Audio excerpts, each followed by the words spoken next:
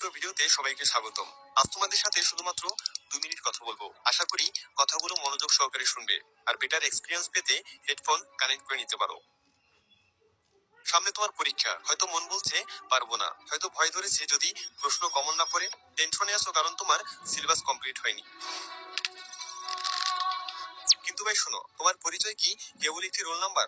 না, তুমি এক সম্ভাবনার নাম, যাকে সৃষ্টিকর্তা বুদ্ধি, সাহস আর লড়াই করার শক্তি দিয়েছেন। তুমি আগে কত চ্যালেঞ্জ পার করে এসেছো সেগুলো মনে আছে? তুমি সেই মানুষ যে শত রাত জেগেছে, যে কাঁদতে কাঁদতে পড়েছে, যার খাতার প্রতিটা পৃষ্ঠায় আছে হাজারো দাগের ছড়াছড়ি। এরপরও তুমি যদি নিজেকে বিশ্বাস না করো, তাহলে বাকিরা কিভাবে তোমার উপর বিশ্বাস রাখবে? তারা কিভাবে তোমার উপর ভরসা করবে? এই মুহূর্তে নিজের চোখ বন্ধ করো। অতীতে কি ছিল, কি ঘটেছে, এগুলো সব ভুলে যাও। তুমি যাদেরকে দেখে ভাবছো যে তারা তাদের সম্পূর্ণ সিলেবাসের 100 ভাগই কমপ্লিট করতে পেরেছে, তারা আসলে তোমাকে বোকা বানাচ্ছে।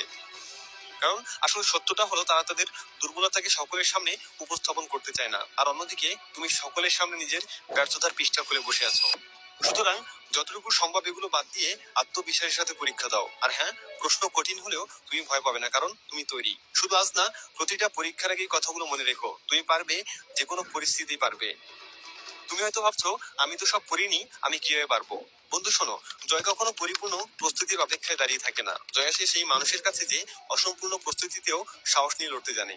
তুমি হয়তো 100% প্রস্তুত না, কিন্তু তুমি হতাশ হয়ে হাল ছাড়োনি। তুমি এখনো লড়তে যাচ্ছ, এটাই তোমার সাহস, এটাই তোমার শক্তি। তাই সাহস নিয়ে হলে ঢুকো, দেখবে তোমার কনফিডেন্সই তোমার অর্ধেক সমস্যার সমাধান করে দেবে।